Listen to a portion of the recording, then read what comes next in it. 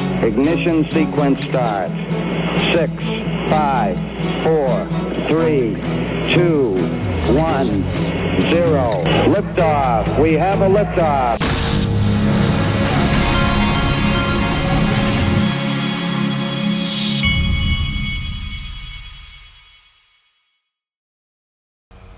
Hey everybody, this is the Digital Asset Investor. Let's start it off with Robert Kiyosaki, Rich Dad, Poor Dad.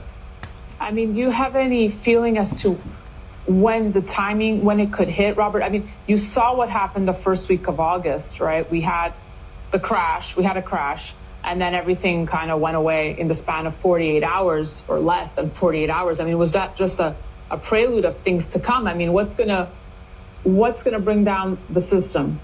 Well, again, what Records is saying here is really accurate. You know, he says you can't see it. That's the problem. And the biggest markets in the world are the bond markets. And ask any financial planner, oh, should I buy bonds? Yes, they're safe. And the whole thing is coming down because it's all corrupt. And so that's why for all these years, it's gold and silver. I own gold mines, silver mines, all that stuff. Robert, it could happen overnight, is what you're saying. It's happening. The crash has already started. As Records said, we entered a depression in 2008. Again, he's a smart boy. Definition of a depression is subprime growth. So America and the world has not grown. You know, like he talks about here, how Credit Suisse went bankrupt. Nobody says anything. So-called the safest bank in the world, Credit Suisse, is bankrupt. But we can't see it. And so what's happening is that it keeps crashing, but we can't see it. And that's why all these years is gold, silver, I add Bitcoin to it. I'm a big silver bull, as you know. I own silver mines.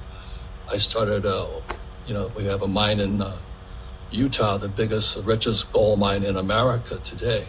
So I'm a hardcore believer of gold and silver, real money, not fake money. Yep, and I think they created crypto in anticipation of this moment. So all the central banks are going and they're accumulating gold, probably silver too, and then they create crypto right in the middle of this crisis. And now Elizabeth Warren, who can't say anything bad about John Deaton. If you listen to, I've been watching Elizabeth Warren clips, actually. This morning I was watching some. Every time she does either an interview or does a speech, she doesn't even say John Deaton's name because she doesn't want to go anywhere near John Deaton. She's afraid to debate him. She hasn't agreed to any of his debates. And so what she's doing is she's trying to hype up her base over all her little pet issues. And in return, she is, but that's going to this is all going to, at some point, she's going to have to face John Deaton and the things he's talking about. But what she is doing is she's calling for things like, more interest rate decreases so the economy can be juiced in the next 2 or 3 months, and everybody can feel good about things leading into the election. That's why she wants that. Laura, you didn't hear her yelling for it before the last couple of months. Lark Davis says it's been 151 days since the Bitcoin halving. In the 2021 cycle, Bitcoin moved sideways for 160 days after the halving before going parabolic. Will history repeat itself? This guy repeats the same theme. The average Bitcoin cycle starts 170 days after the halving, peaks 480 days after the halving. We are currently 147 days after the Bitcoin halving. We're entering that stage right now. And when they say Bitcoin, you need to think Bitcoin and all of crypto. Look at this guy from Rockefeller Management. Listen to what he says. The center needs the political parties, and maybe the markets will force it at some point. And when that happens, though, Becky, because I ask all of my friends who are around this topic the same question. Okay, so what's going to cause it to pop? People have talked about we lose the reserve currency, maybe rates spike beyond the Fed's control. When is that going to happen, and what will it be? But if we get to that point, that's going to be a big problem because it'll be something that nobody foresaw. It's not going to be a clean or easy fix. It's not going to be a clean or easy fix then. It'll be forced. All right. Then we've got this. This is Charles Hoskinson at the SALT conference that was in Wyoming recently. Charles, tell us something about this, what we're going to see in the next 3 to 6 months, which is going to surprise us all in these markets. Inside the crypto markets? Well, we're in a unique situation where we have a very clear choice in American politics, where there's one very pro-crypto administration, and the other where I guess if reports are to be to believe, maybe Gary Gensler is being considered for Treasury Secretary, although some people say that's fake news, although the Harris administration hasn't denied it. And so if Trump wins, I do believe we'll see floodgates open and the United States will become a pro-crypto place. It's still going to be difficult to get legislation through, but at the very least, the executive branch of the government won't be actively hostile to crypto. If Harris wins, it's hard to say what will happen. Maybe Ro Khanna can persuade them not to do this, but they've dug in so deep on an anti-crypto view that it's going to be problematic. So we'll know by November, what are we looking forward to in 2025? And that has a profound outcome on the directionality of things on the institutional side. Retail's retail, though, and crypto's bigger than the United States of America. And the global trend is adoption of crypto because it solves many problems, particularly problems in a multipolar. Okay, and then here was another clip. And my question here is Jay Clayton, he says he put out guidelines when he was at the SEC.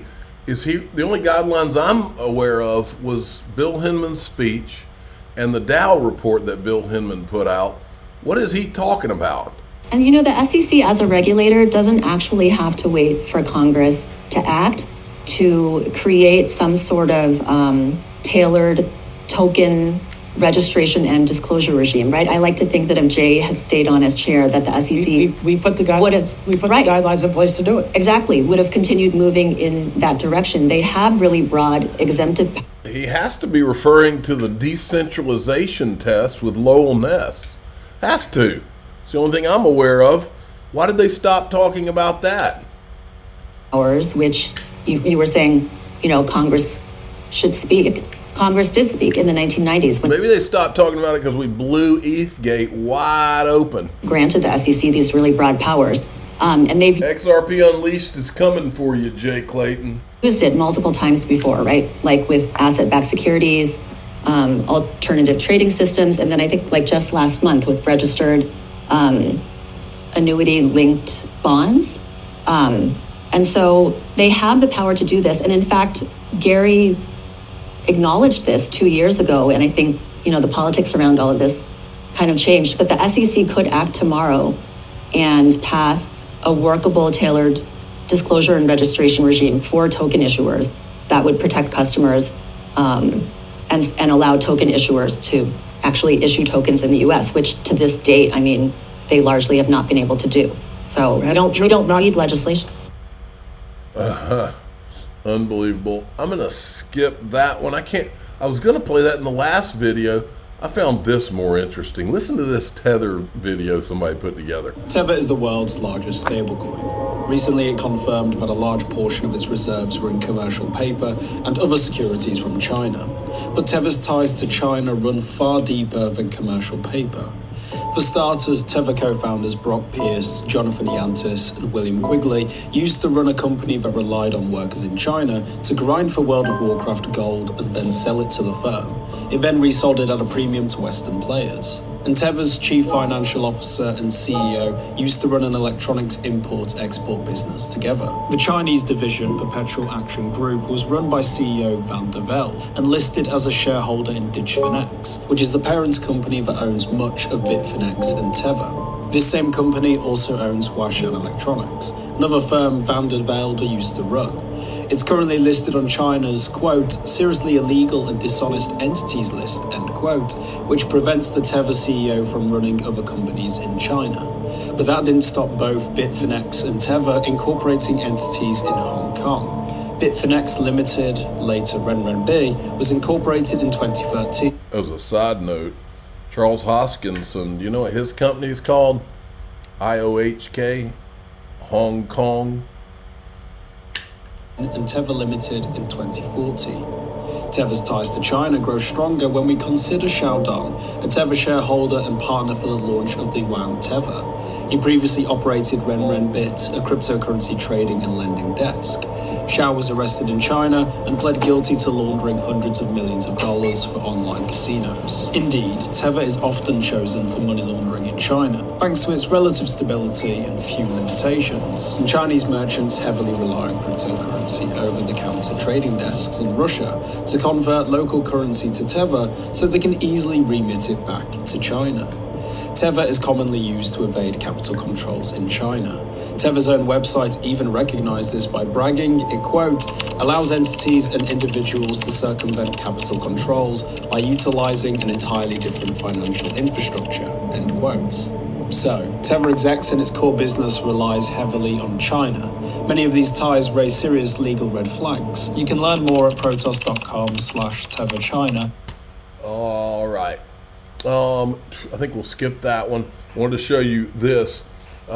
Just in, ex-Russian President Dmitry Medvedev says second, I can't say this little phrase here, second you-know-what against X47 was acting under Ukraine's direction. That's getting into a territory that I have to go into DAIXRP.com to talk about because we are not going to be censored. Now, the things we're going to talk about in DAIXRP.com is wild. We're going to talk about a revelation.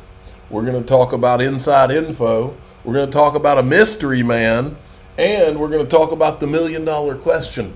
And it's all in there, and it has everything to do with both of these attempted things. Okay? I'm the digital asset investor. I'm not an investment advisor. This is for entertainment purposes only. Please subscribe, hit the like button. Here we go.